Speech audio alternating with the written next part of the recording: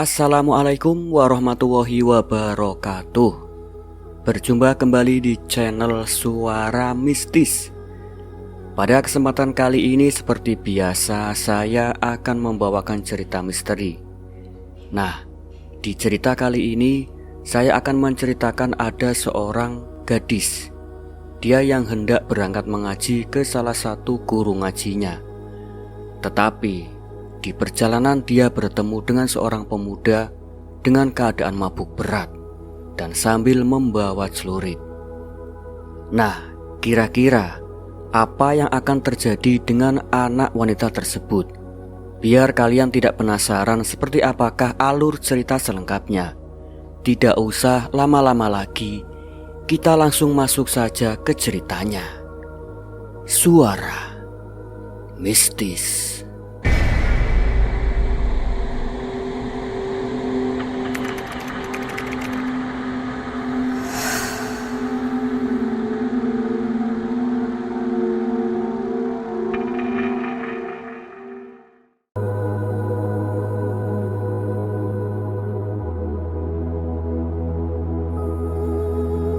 Pagi itu, sinar matahari pagi menyelinap melalui celah-celah jendela kamar Andin. Jam waker di samping ranjangnya berdering nyaring, memecah keheningan rumah yang masih terlelap. Andin, gadis berusia 16 tahun, mengeluh pelan sambil mematikan alarm.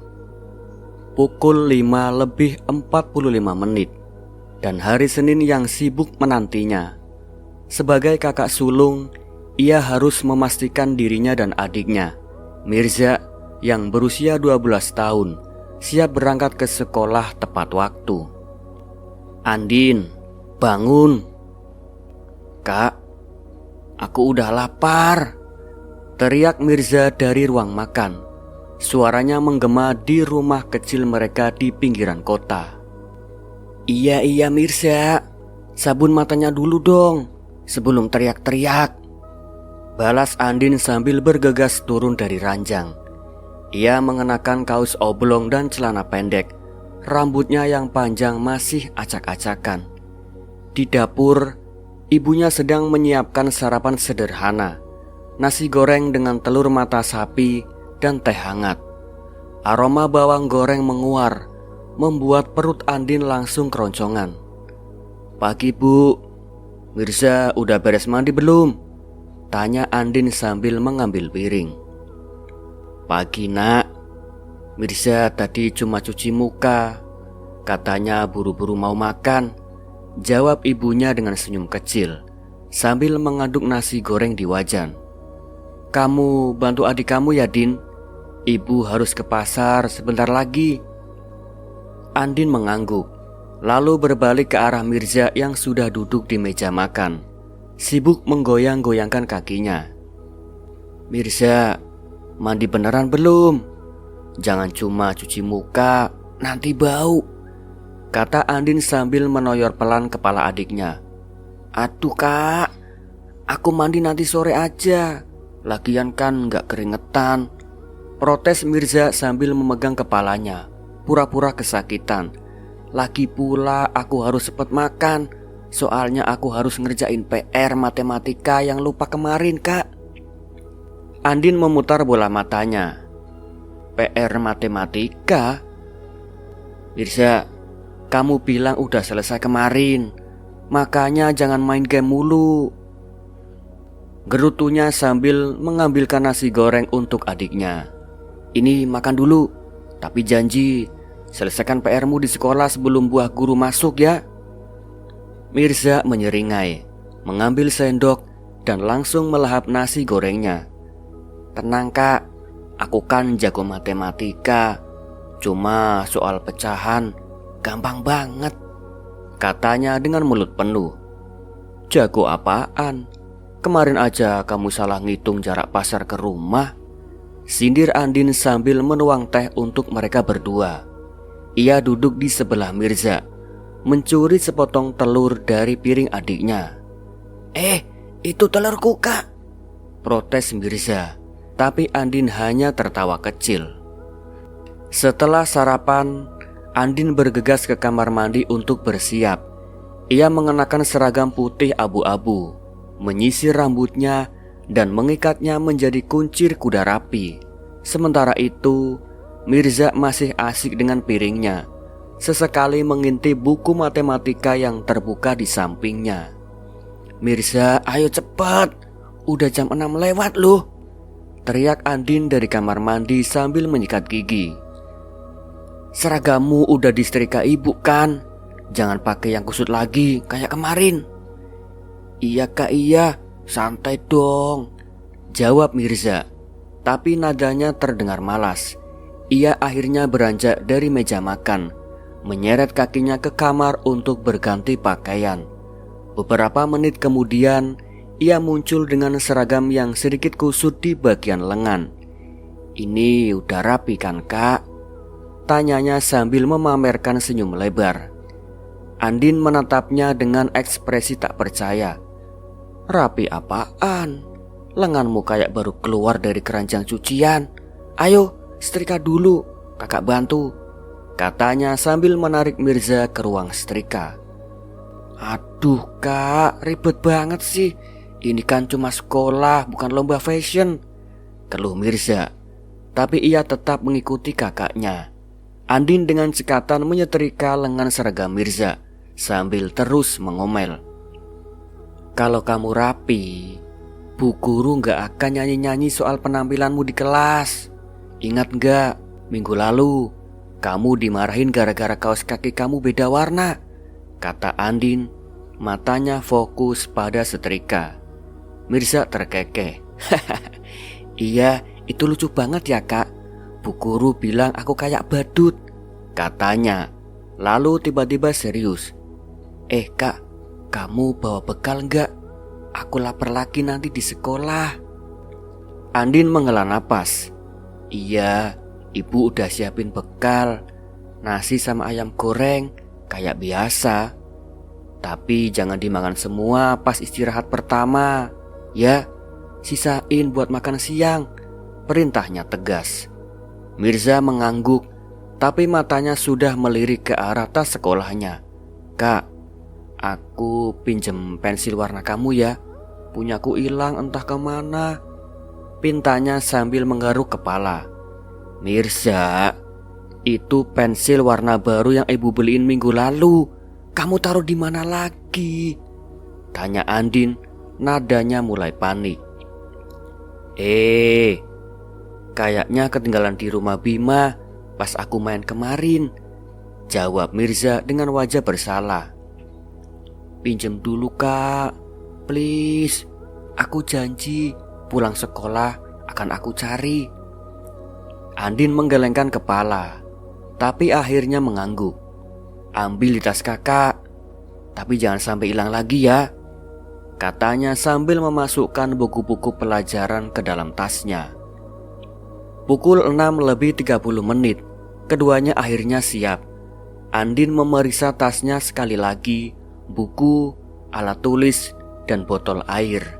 Ia juga memastikan Mirza membawa semua yang diperlukan. "Buku matematikamu dibawa enggak? Jangan bilang lupa lagi," tanya Andin sambil menatap adiknya tajam. "Ya bawa dong kak, tenang saja sih," jawab Mirza sambil mengangkat tasnya dengan gaya. "Ayo buruan, nanti kita ketinggalan angkot." Mereka berdua berpamitan dengan ibunya yang sedang bersiap ke pasar. "Ibu, kami berangkat dulu ya," seru Andin dari pintu depan. "Hati-hati di jalan nak. Mirza, dengar kakakmu ya," pesan ibunya dari dapur.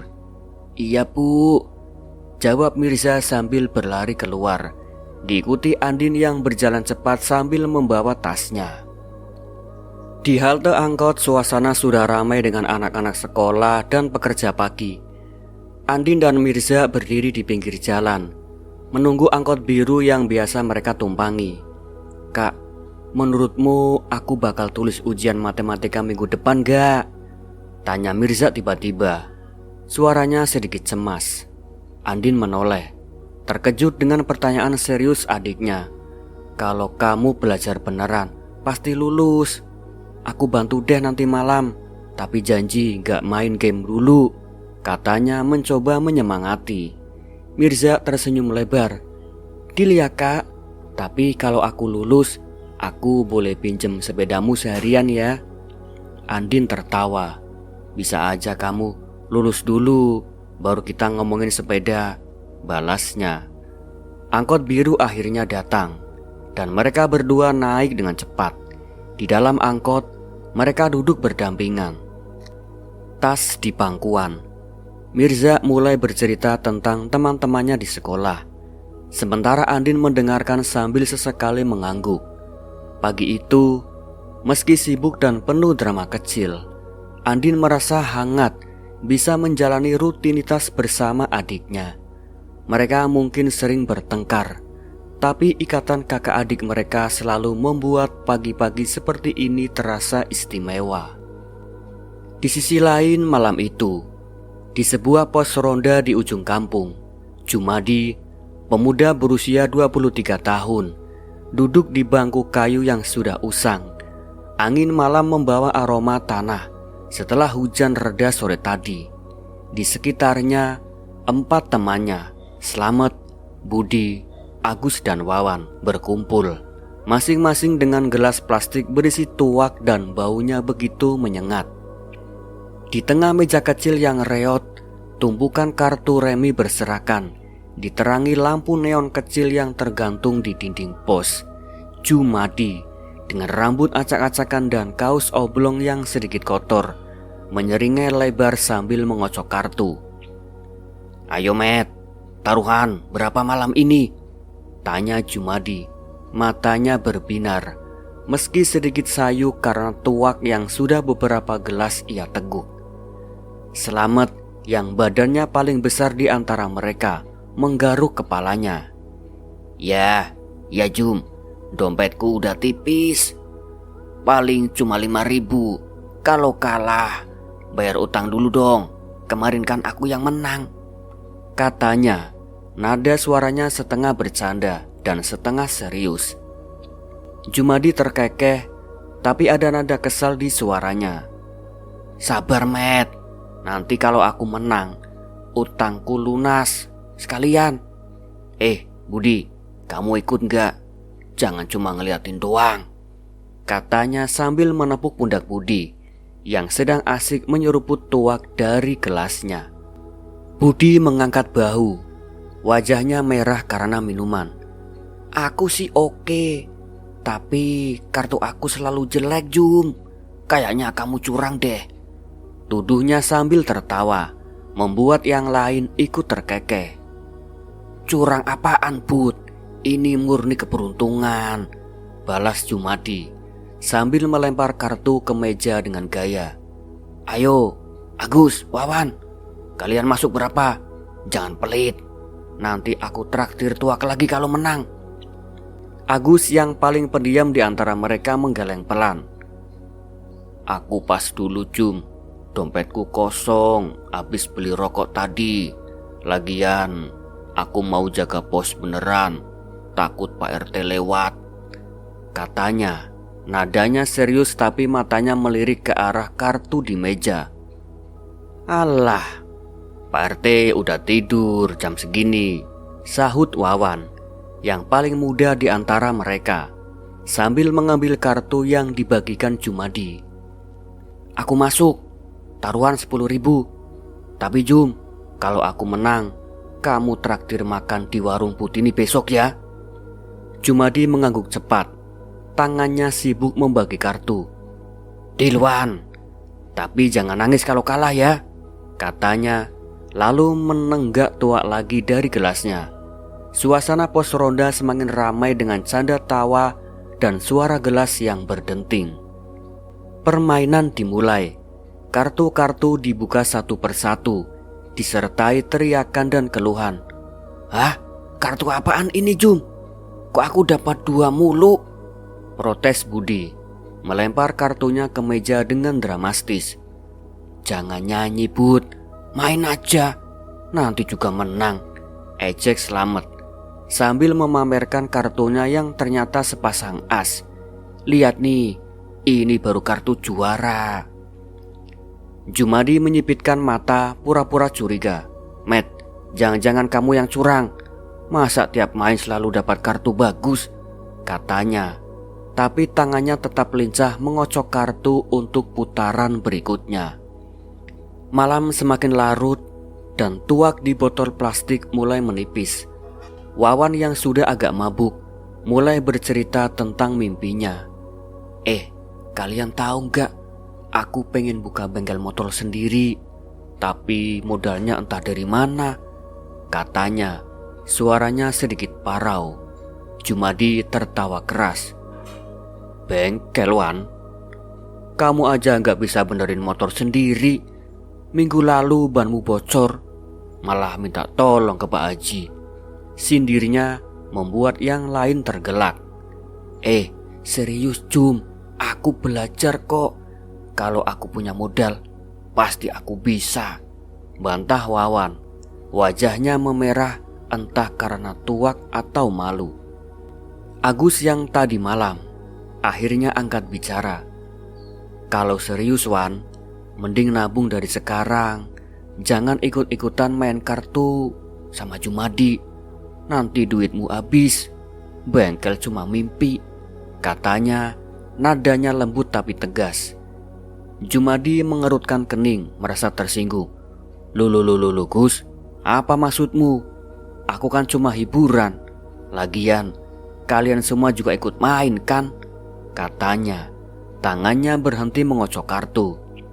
"Jum, bukan gitu maksudku," balas Agus cepat, mengangkat tangan untuk menenangkan.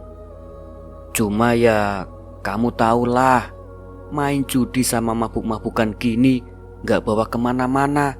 Aku juga ikut sih, tapi kadang aku mikir kita bisa apa gitu kalau duit kita habis di sini." Suasana sempat hening.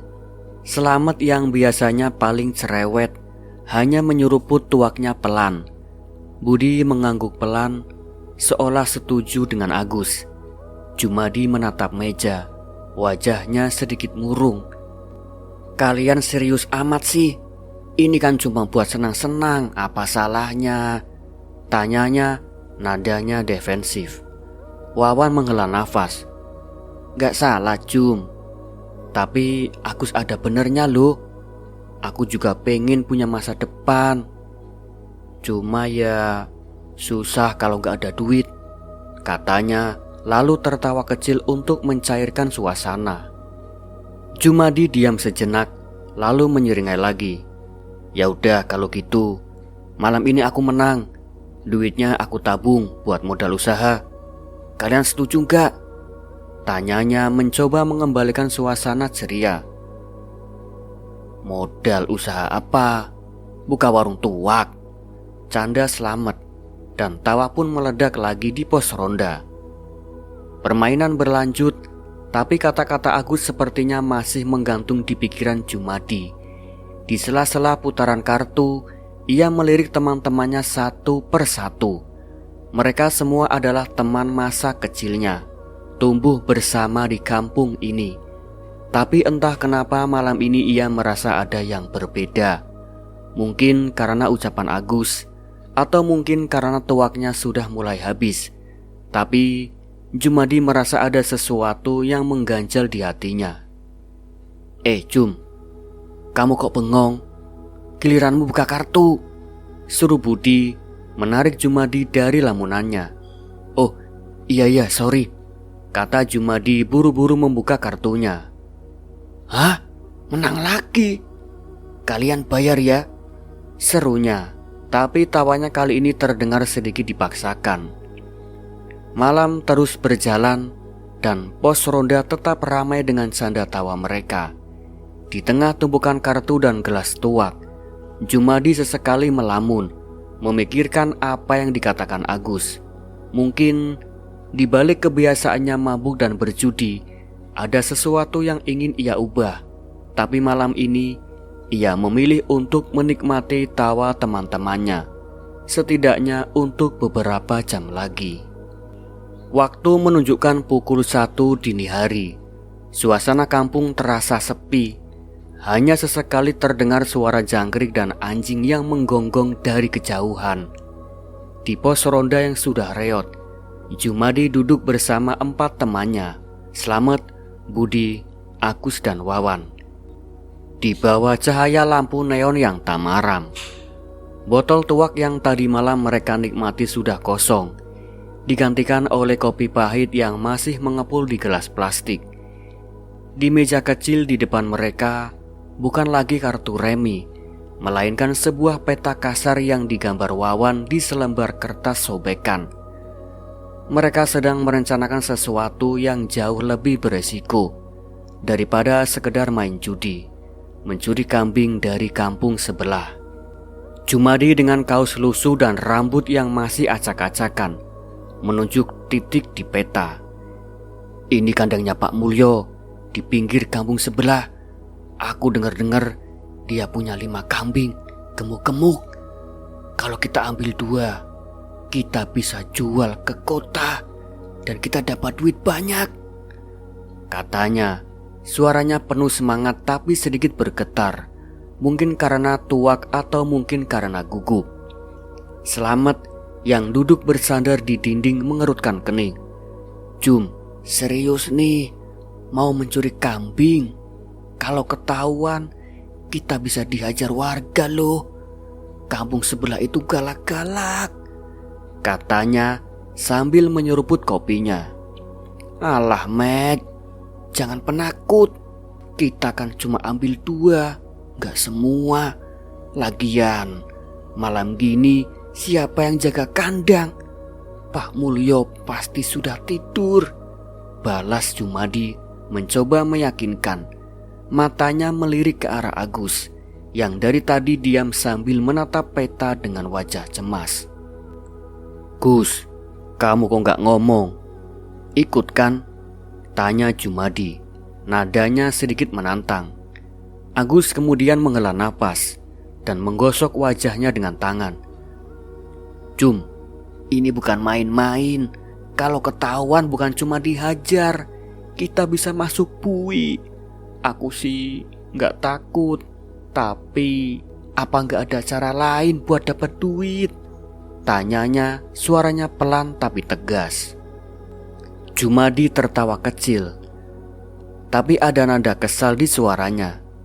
Cara lain? Kerja di sawah, jadi kuli bangunan. Itu duitnya kecil Gus. Kita ambil kambing lalu kita jual, terus uangnya kita bagi rata. Aku janji kita hati-hati, gak ada yang tahu, katanya.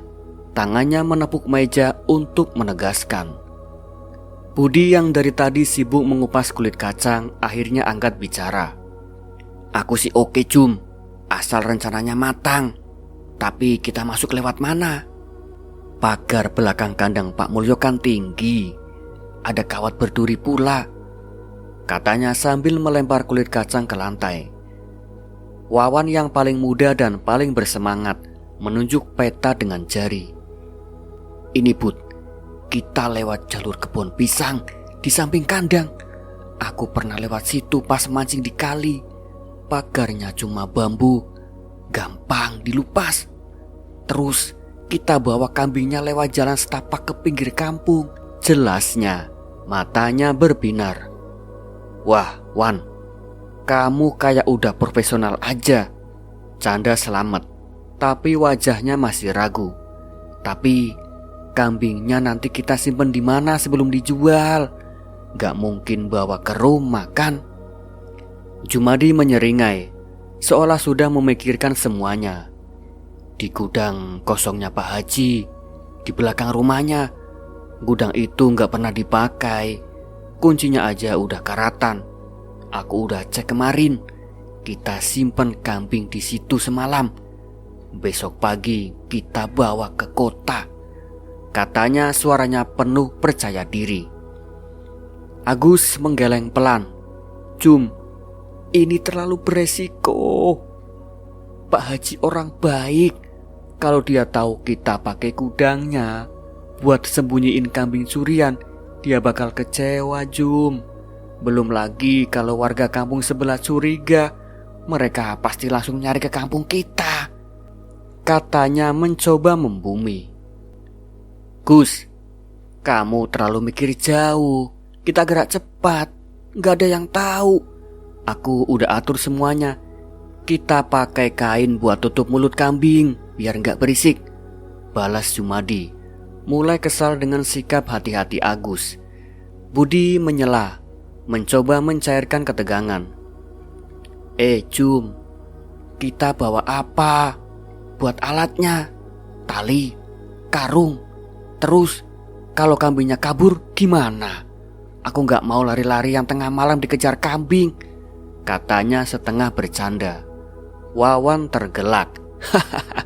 Bud, kamu takut sama kambing? Tenang, aku bawa tali tambang dari gudang bapakku. Kita ikat kaki kambingnya, beres, katanya, lalu menoleh ke Jumadi. Tapi Jum, duitnya nanti dibagi rata kan? Aku butuh buat bayar utang ke warung Butini loh. Pasti Wan, kita bagi rata kok. Aku hitung-hitung, satu kambing bisa laku 3 juta, 2 kambing 6 juta, dibagi 5, masing-masing dapat 1 juta lebih. Lumayan kan? Kata Jumadi, mencoba memotivasi teman-temannya. Slamet mengangguk, tapi wajahnya masih ragu. Lumayan sih, tapi kalau ketahuan habis kita Jum. Aku dengar Pak Mulyo punya anjing penjaga loh. Kalau anjingnya menggonggong kita tamat, katanya, suaranya sedikit gemetar. Jumadi melambai, menepis kekhawatiran Slamet. Alah, anjing itu kecil Met, paling cuma ngelap kain. Kita bawa umpan, kasih daging biar dia diam. Aku udah siapin rencana cadangan, katanya, meski nadanya kurang meyakinkan. Agus kembali angkat bicara, suaranya lebih tegas kali ini. Jum, dengerin aku. Aku tahu kita semua butuh duit, tapi ini salah. Kalau kita ketahuan, bukan cuma kita yang malu, keluarga kita juga kena. Ibumu, ibuku, mereka bakal nangis kalau tahu kita begini. Mending kita cari kerja sampingan, jualan apa gitu, daripada nyuri, katanya, matanya menatap lurus ke Jumadi. Suasana jadi hening. Jumadi menunduk, memainkan gelas kopinya. Kata-kata Agus seperti menyentuh sesuatu di dalam dirinya. Ia tahu Agus benar, tapi keinginan untuk cepat dapat uang besar terlalu menggoda. Gus, aku tahu kamu takut, tapi aku janji kita akan hati-hati. Kalau kamu gak ikut ya udah, kita berempat aja, katanya. Akhirnya nadanya sedikit lemas. Agus kemudian menggeleng lagi. Bukan takut Jum, aku cuma gak mau kita nyesel. Aku keluar dari rencana ini. Kalian mau lanjut silakan, tapi aku gak ikut, katanya, lalu berdiri dan mengambil jaketnya. Gus, tunggu dulu, seru Wawan mencoba menahan. Kita kan teman, ngapain sih ribut? Kalau kamu gak setuju, kita pikir ulang deh. Budi mengangguk. Iya Jum, mungkin Agus ada benarnya. Kita pikir-pikir dulu, kali aja ada cara lain. Aku juga gak mau ribet kalau ketahuan, katanya suaranya pelan. Slamet menambahkan, aku sih ikut kalau kalian lanjut. Tapi ya, aku setuju sama Budi. Kita pikir matang-matang dulu Jum, jangan buru-buru. Jumadi menghela nafas panjang, wajahnya penuh frustasi. Kalian ini kenapa sih? Tadi malam kita main kartu, minum tuak, gak ada yang takut. Sekarang cuma ambil kambing, kok pada penakut, katanya suaranya meninggi. Agus menoleh sebelum melangkah keluar. Jum, main kartu sama nyuri itu beda. Pikirkan baik-baik. Kalau kamu tetap mau, aku gak bakal lapor. Tapi aku juga gak dukung. Aku pulang dulu, katanya, lalu berjalan meninggalkan pos ronda. Sisa malam berlalu dengan suasana yang canggung. Jumadi, Slamet, Budi dan Wawan akhirnya membubarkan diri tanpa keputusan jelas. Peta kasar di meja ditinggalkan begitu saja, diterpa angin malam yang dingin. Jumadi duduk sendiri di pos ronda, menatap gelas kopinya yang sudah dingin, memikirkan kata-kata Agus. Mungkin di tengah mabuknya rencana ini, ada sesuatu yang harus ia pertimbangkan ulang. Di sisi lain, sore itu, matahari mulai merunduk di ufuk barat, mewarnai langit dengan semburat orange yang merah muda.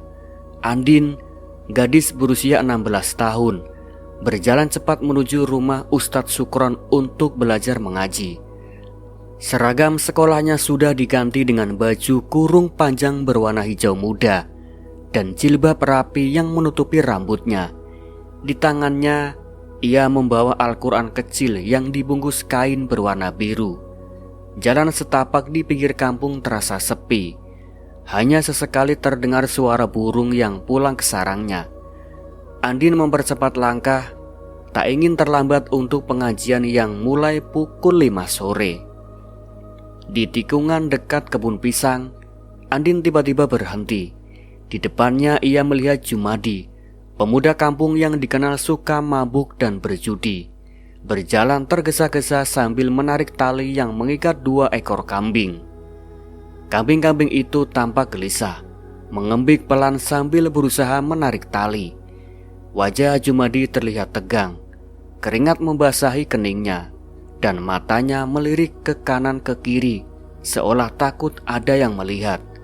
Andin mengerutkan kening, merasa ada yang tidak beres. "Jumadi, kamu bawa kambing dari mana?" tanya Andin dengan nada curiga, berdiri di tengah jalan setapak dengan tangan di pinggang. Jumadi tersentak, hampir menjatuhkan tali di tangannya. Ia menoleh ke arah Andin. Wajahnya memucat sejenak sebelum kembali ke ekspresi datar. Ia tak menjawab, hanya menunduk dan mempercepat langkah, mencoba melewati Andin tanpa berkata apa-apa. Tunggu dulu, Jumadi," seru Andin, melangkah menghalangi Jumadi. "Kambing ini punya siapa? Kok kayaknya bukan kambing dari kampung kita? Jangan-jangan kamu nyuri ya, Jumadi?" tuduhnya. Nadanya tajam tapi masih ada nada ragu-ragu. Jumadi berhenti, lalu matanya tetap tertuju ke tanah. Ia menggenggam tali kambing lebih erat, bibirnya terkunci rapat. Kambing-kambing itu mengembik kembali, seolah menambah ketegangan di antara mereka. "Jumadi, jawab aku dong, aku serius loh. Kalau ini kambing curian, kamu bisa kena masalah besar," kata Andin. Suaranya kini lebih keras. Ia melangkah lebih dekat, mencoba menatap wajah Jumadi. "Aku tahu kamu suka main kartu sama mabuk-mabukan, tapi nyuri seriusan, Jum." Jumadi akhirnya mengangkat wajahnya, tapi ekspresinya sulit dibaca. Matanya memancarkan campuran rasa bersalah dan kesal, tapi ia tetap diam. Ia hanya menghela napas pelan, lalu mencoba melangkah lagi, berusaha mengelak dari ucapan Andin.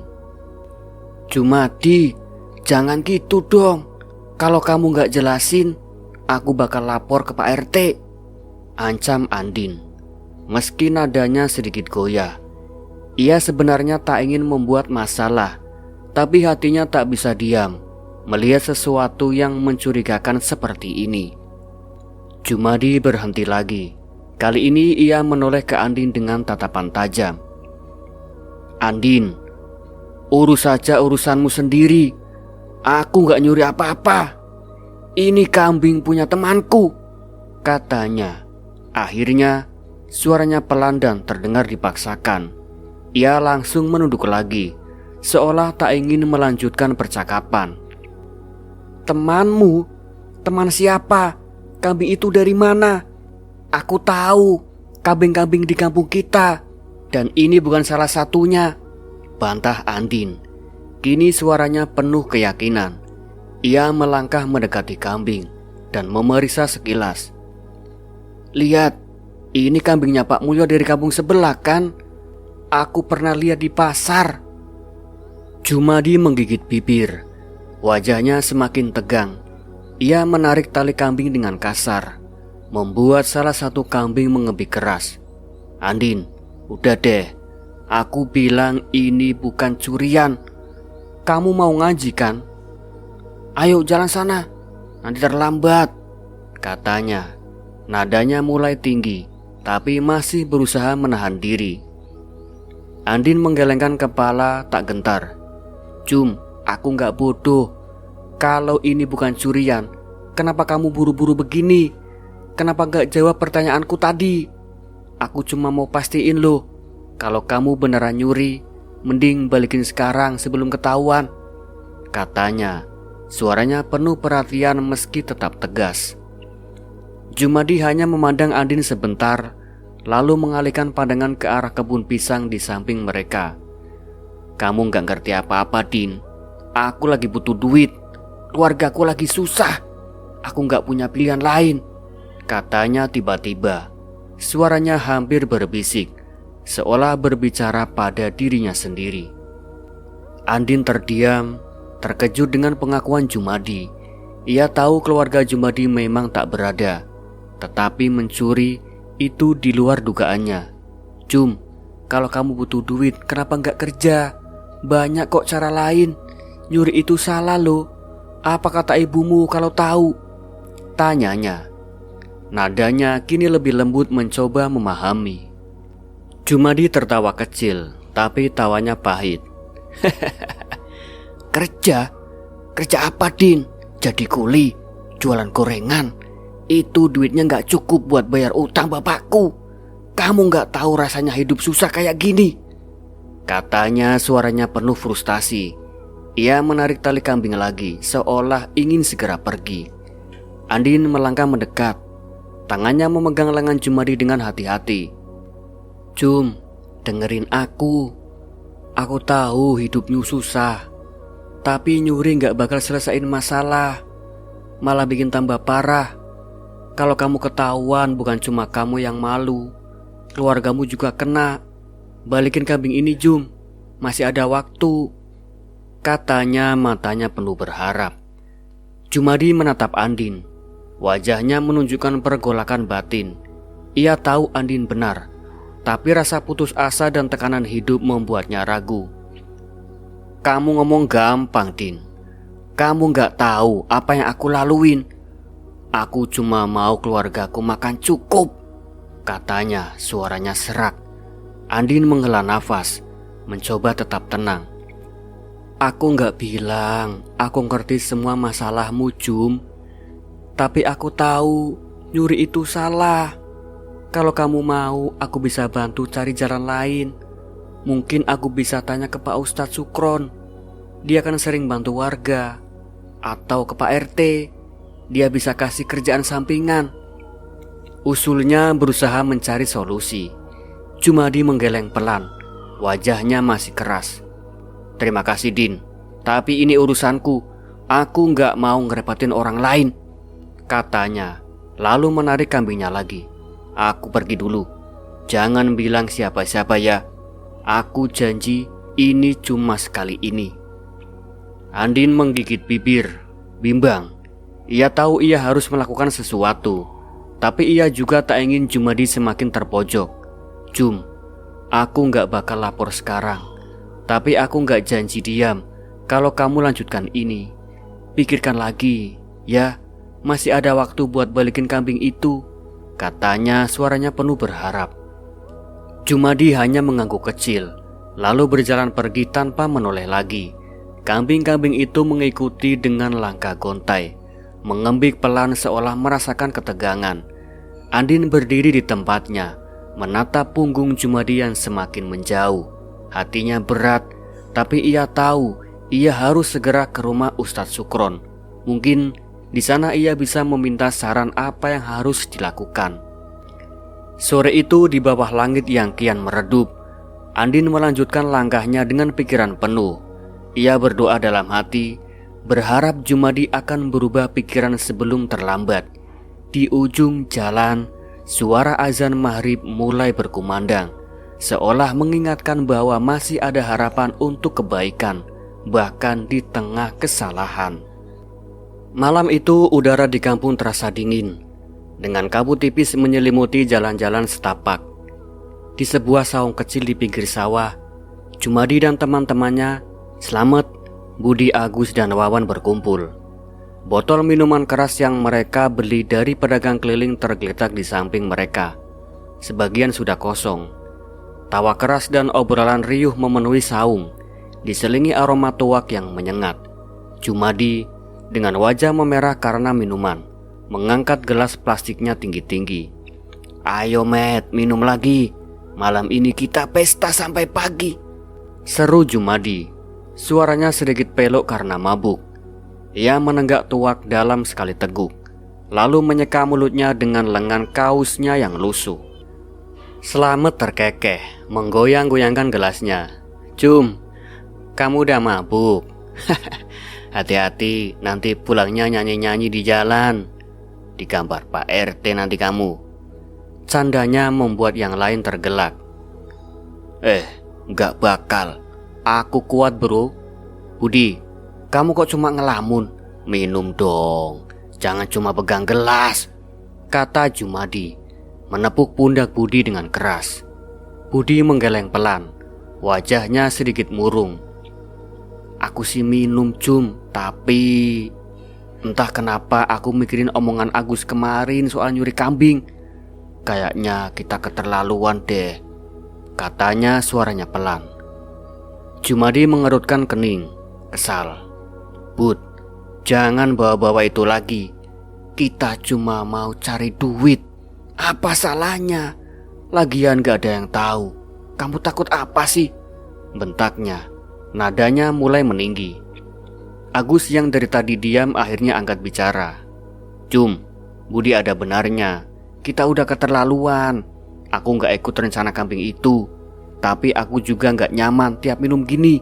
Kita kayak gak punya tujuan," katanya, matanya menatap api kecil yang mereka nyalakan di tengah saung. "Gus, kamu mulu yang sok bijak. Kalau gak suka pulang sana," balas Jumadi. Suaranya penuh emosi. Ia menuang tuak lagi ke gelasnya, menenggaknya dengan gerakan kasar. Wawan yang paling muda mencoba mencairkan suasana. Udah, kita nikmatin malam ini aja, ya. Besok kita pikirin lagi. Ayo Jum, ceritain dong. Kemarin kamu bilang mau ke kota buat jual kambing. Jadi enggak?" tanyanya menyeringai. Jumadi tersenyum tipis, tapi matanya masih menyimpan kekesalan. "Jadi Wan, besok aku bawa ke kota. Duitnya buat bayar utang bapakku. Kalian mau ikut gak? Silakan. Kalau enggak, tapi jangan ganggu," katanya nadanya dingin. Malam semakin larut dan suasana di saung mulai reda.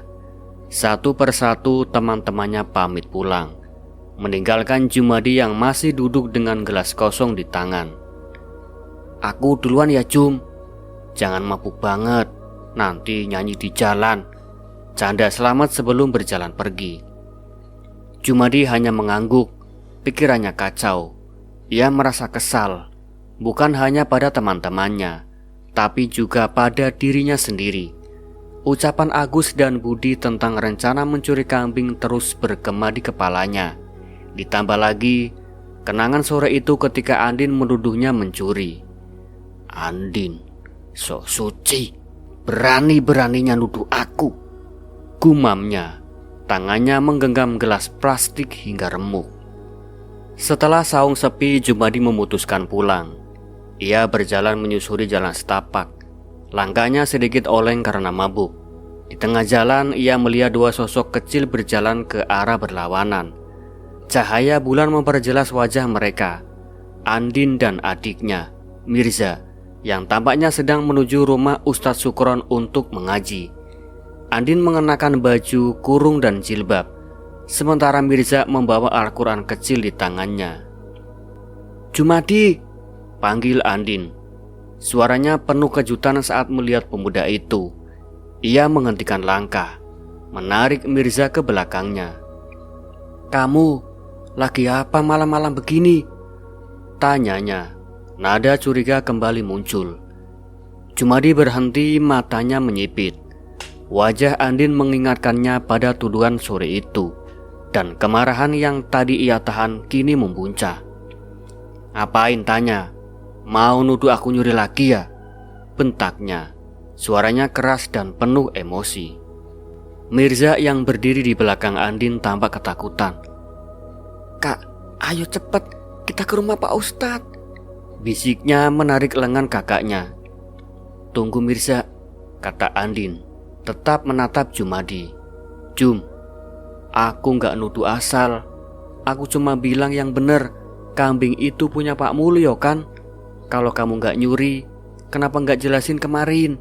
Tanyanya. Suaranya tegas meski ada nada takut di dalamnya.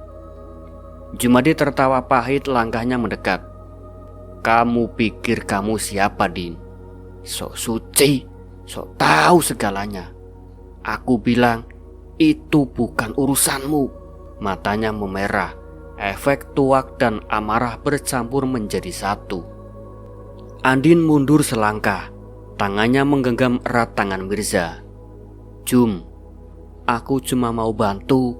Kalau kamu salah, masih ada waktu buat balikin. Jangan bikin masalah lebih besar, katanya, mencoba menenangkan tapi suaranya bergetar. Mirza menarik lengan Andin lebih keras. Kak, ayo pergi, dia mabuk kayaknya, bisiknya, matanya melebar ketakutan. Tiba-tiba pandangan Jumadi tertuju pada sebilah celurit yang tergeletak di pinggir saung. Mungkin milik petani yang lupa membawanya pulang. Tanpa berpikir panjang, ia meraih celurit itu. Tangannya gemetar karena amarah. Kamu gak punya hak ngatur aku, Andin, teriaknya melangkah cepat ke arah Andin dan Mirza.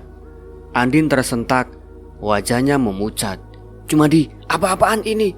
Taruh celurit itu, serunya. Suaranya panik. Ia mendorong Mirza ke belakang. Mirza, lari, cari Ustaz Sukron, cepat, perintahnya. Suaranya penuh ketakutan.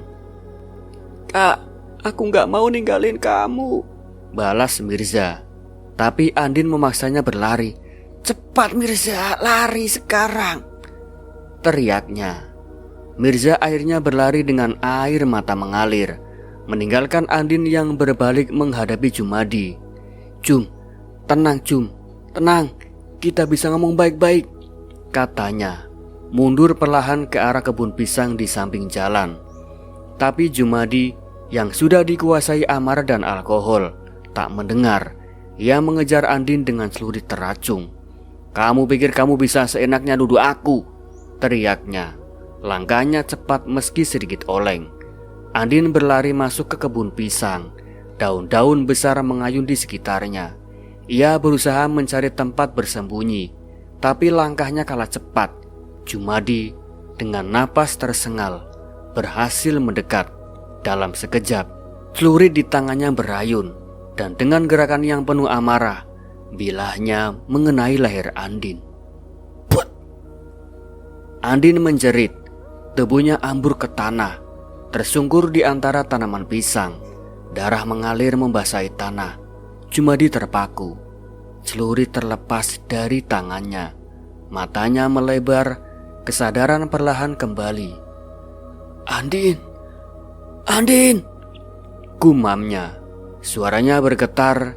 Ia jatuh berlutut di samping tubuh Andin. Tangannya gemetar mencoba menyentuhnya, tapi ia tahu ini sudah terlambat. Jauh di kebun, suara Mirza yang berlari sambil menangis memecah malam. Tolong, tolong Pak Ustadz, Pak RT, Kak Andin, teriaknya. Suaranya penuh kepanikan. Jumadi duduk terdiam, menatap tubuh Andin yang tak bergerak. Malam yang tadinya penuh tawa kini berubah menjadi mimpi buruk.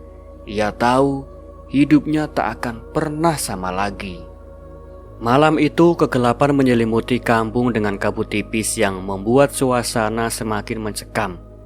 Mirza, anak laki-laki berusia 12 tahun, berlari sekuat tenaga di jalan setapak menuju rumah Ustadz Sukron.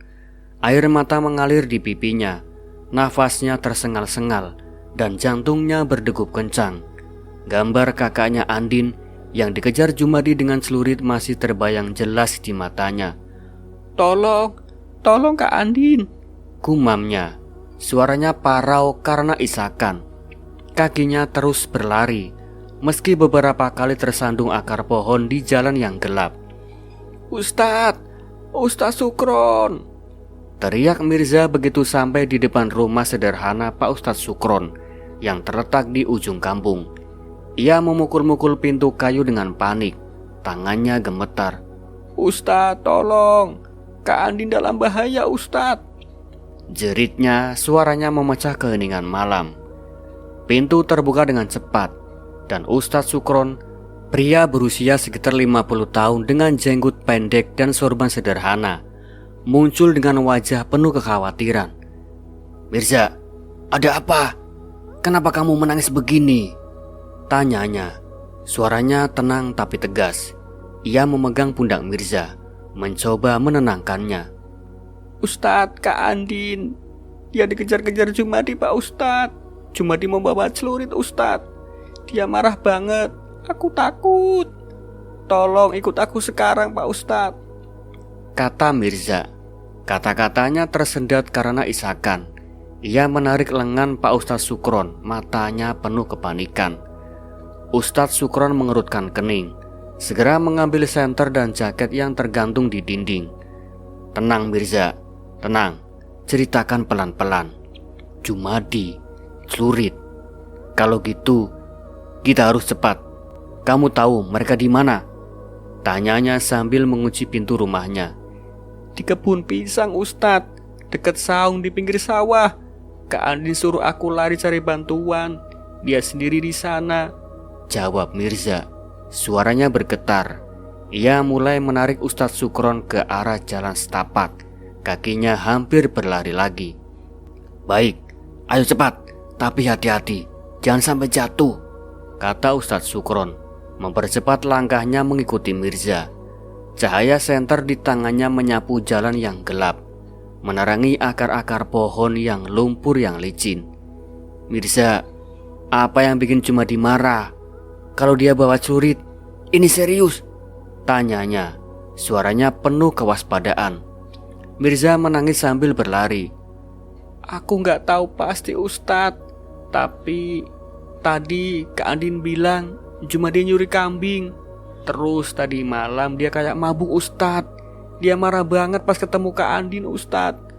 Ceritanya, suaranya penuh ketakutan. Ustadz Sukron mengangguk pelan, wajahnya semakin tegang.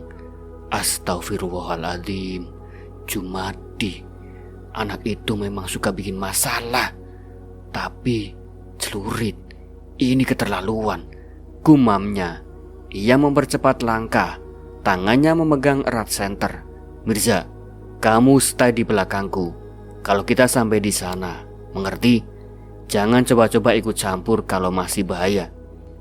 Iya Ustadz, tapi Kak Andin, aku takut dia kenapa-kenapa Pak Ustadz, balas Mirza. Air matanya terus mengalir. Ia mencoba menahan isakan, tapi ketakutan akan keselamatan kakaknya membuatnya tak bisa tenang. Setelah beberapa menit berlari menyusuri jalan setapak, mereka sampai di dekat kebun pisang. Suasana terasa mencekam. Hanya suara jangkrik dan angin yang menggoyangkan daun-daun pisang. Cahaya bulan yang samar membuat siluet kebun terlihat seperti labirin gelap. Ustadz Sukron mengarahkan senternya, mencoba mencari tanda-tanda Andin atau Jumadi. Andin, Jumadi, kalian di mana? Serunya. Suaranya menggema di kebun. Mirza tiba-tiba menunjuk ke arah tanah di antara tanaman pisang. Ustadz, itu Kak Andin, Ustadz, jeritnya. Suaranya penuh kengerian. Ia berlari mendekat, tapi Ustadz Sukron dengan cepat menahannya. Tunggu Mirza, biar aku yang lihat dulu, perintah Ustadz Sukron. Langkahnya cepat menuju sosok yang tergeletak di tanah. Cahaya senter menyapu tubuh Andin yang tersungkur. Darah membasahi tanah di sekitar lehernya. Wajah Ustadz Sukron memucat. Tangannya gemetar saat ia memeriksa Andin. "Ya Allah, Andin!" gumamnya. Suaranya penuh dengan duka. Mirza jatuh berlutut, menangis tersedu-sedu. "Kak Andin, Kak, bangun Kak, Kak," jeritnya. Mencoba mendekat, tapi Ustadz Sukron memegang pundaknya dengan lembut. "Mirza, tenang, tenang. Dia sudah tidak ada, Mirza," kata Ustadz Sukron. Suaranya berat. Ia menunduk, menutup mata Andin yang terbuka dengan tangan gemetar. "Astagfirullah, ini sungguh perbuatan yang keji." Mirza menangis lebih keras. Tubuhnya terguncang. "Ustadz, kenapa? Kenapa Kak Andin, Ustadz? Jumadi, dia yang bikin ini kan? Aku lihat dia bawa celurit Pak Ustadz," katanya. Suaranya penuh amarah dan kesedihan. Ustadz Sukron mengangguk pelan. Matanya menatap ke arah kebun yang gelap. "Jumadi, kita harus cari dia. Dia nggak boleh lolos begitu saja," katanya. Suaranya tegas meski penuh duka. Ia mengeluarkan ponsel tuanya dari saku, mencoba menghubungi Pak RT. "Assalamualaikum Pak RT, ini Sukron. Cepat ke kebun pisang dekat Saung. Ada kejadian buruk. Andin, dia sudah nggak ada. Kita perlu bantuan," katanya. Suaranya terputus-putus karena emosi. Di ujung telepon suara Pak RT terdengar panik. "Apa? Andin? Ya Allah, aku segera ke sana Pak Ustadz. Aku ajak warga. Kalau cuma di pelakunya, kita cari dia sekarang Pak Ustadz," jawabnya. Lalu sambungan terputus. Ustadz Sukron menoleh ke Mirza yang masih menangis di samping tubuh Andin. "Mirza, kamu yang kuat ya. Kita harus ceritain semua ke polisi nanti. Sekarang kamu ikut aku. Kita nggak bisa tinggalin Andin sendirian di sini," katanya, mencoba menenangkan. Mirza mengangguk lemah. Air matanya tak berhenti mengalir. "Pak Ustadz, aku nggak nyangka Kak Andin cuma mau bantu aku ngaji. Kenapa dia Pak Ustadz?" tanyanya, suaranya penuh keputusasaan. Ustadz Sukron memeluk pundak Mirza. Matanya berkaca-kaca. "Mirza, ini ujian berat. Kita nggak bisa ubah yang sudah terjadi. Tapi kita harus pastikan keadilan ditegakkan. Jumadi harus bertanggung jawab," katanya. Suaranya penuh tekad. Tak lama kemudian suara langkah kaki dan sorotan senter mulai terdengar dari kejauhan. Pak RT dan beberapa warga tiba. Wajah mereka penuh keterkejutan saat melihat tubuh Andin. "Ya Allah, Andin, anak baik-baik, kok bisa begini?" kata Pak RT. Suaranya gemetar. Ia menoleh ke Ustadz Sukron. "Ustadz, Mirza bilang cuma di pelakunya. Kita harus cari dia sekarang." Ustadz Sukron mengangguk. "Iya Pak, Mirza lihat cuma di bawah celurit. Kita harus lapor polisi dan cari Jumadi sebelum dia kabur," katanya. Ia kemudian menoleh ke Mirza. "Mirza, kamu bisa ceritain apa yang kamu lihat tadi ke Pak RT?" Mirza meski masih menangis, ia mengangguk. "Iya Ustadz, aku lihat Jumadi marah sama Kak Andin. Dia bilang Kak Andin nuduh dia nyuri kambing.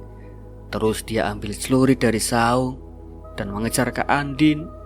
Aku gak bisa bantu Pak Ustadz," katanya. Suaranya tersendat. Pak RT menghela napas. Wajahnya penuh amarah. "Jumadi, anak itu memang sudah keterlaluan. Aku telepon polisi sekarang Pak Ustadz. Kalian cari Jumadi di sekitar kampung. Jangan sampai dia kabur," perintahnya kepada warga yang berkumpul. Malam itu kampung yang biasanya tenang berubah menjadi chaos.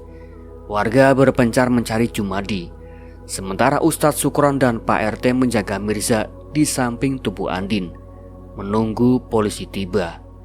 Di tengah kesedihan dan kemarahan, Mirza memeluk Al-Quran kecil milik kakaknya, berdoa dalam hati agar keadilan segera datang untuk kakaknya. 2 hari setelah tragedi mengerikan di kebun pisang, kampung masih diselimuti duka mendalam. Jasad Andin, gadis berusia 16 tahun yang tewas di tangan Jumadi, telah dikebumikan pagi tadi di pemakaman desa.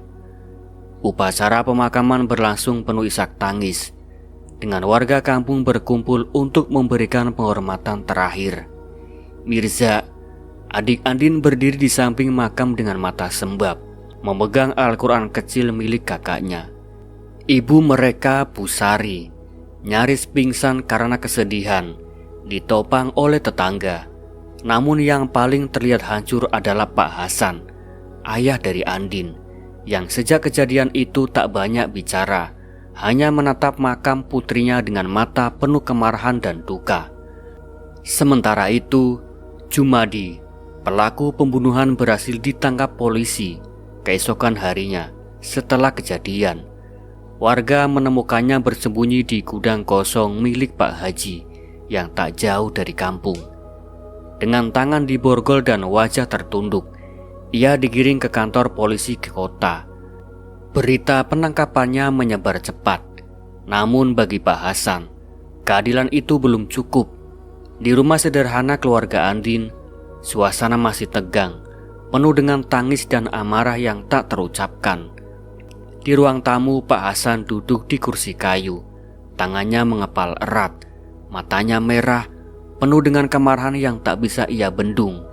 Di depannya, Ustadz Sukron dan Pak RT duduk dengan wajah penuh simpati, mencoba menenangkan Pak Hasan. Mirza duduk di sudut ruangan, memeluk lututnya, sementara Bu Sari terisak di kamar, tak sanggup ikut dalam pembicaraan. "Ustadz, Pak RT, saya nggak bisa terima," kata Pak Hasan. Suaranya keras dan bergetar. "Anak saya, Pak Ustadz, Pak RT, Andin, dia anak yang baik-baik, cuma mau ngaji sama adiknya. Kenapa dia yang harus mati? Jumadi itu, dia nggak pantas hidup setelah apa yang dia lakukan." Ia menampar meja kecil di depannya, membuat gelas teh di atasnya bergoyang. Ustadz Sukron menghela napas, tangannya memegang tasbih yang selalu ia bawa.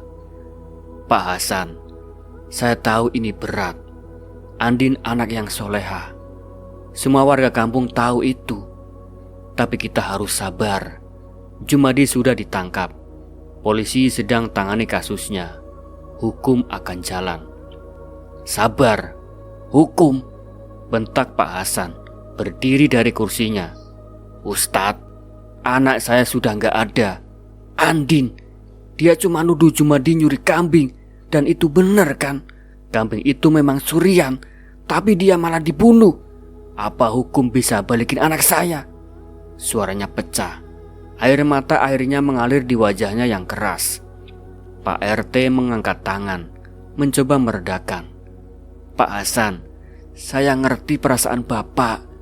Kami semua sedih kehilangan Andin, Pak. Tapi Jumadi sudah di tangan polisi. Saya dengar dia ngaku. Katanya dia mabuk dan gak sengaja." "Mengaku? Mabuk? Itu cuma alasan," potong Pak Hasan. Suaranya semakin meninggi. "Dia bawa celurit, Pak. Dia kejar anak saya dengan senjata itu." "Itu bukan mabuk. Itu sudah niat jahat. Saya mau dia dihukum mati." Ia terduduk kembali, wajahnya penuh amarah dan keputusasaan. Mirza yang dari tadi terdiam, tiba-tiba angkat bicara, suaranya kecil. "Pak, aku lihat Kak Andin cuma mau bantu aku. Dia bilang Jumadi nyuri. Aku takut, Pak. Aku gak bisa bantu Kak Andin." Ia menunduk, air mata menetes ke lantai. Pak Hasan menoleh ke Mirza, wajahnya lembut sejenak. "Mirza, Ini bukan salahmu. Kamu cuma anak kecil. Cuma dia yang salah. Dia yang harus membayar semua ini, katanya. Suaranya penuh emosi. Ustadz Sukron memegang pundak Mirza dengan lembut. Mirza, kamu sudah berbuat yang terbaik. Kamu lari cari bantuan. Itu tindakan yang berani. Kak Andin pasti bangga sama kamu, katanya mencoba menghibur. Tapi itu gak cukup Ustadz, seru Pak Hasan. Saya gak bisa terima. Cuma karena Jumadi ditangkap, semua selesai.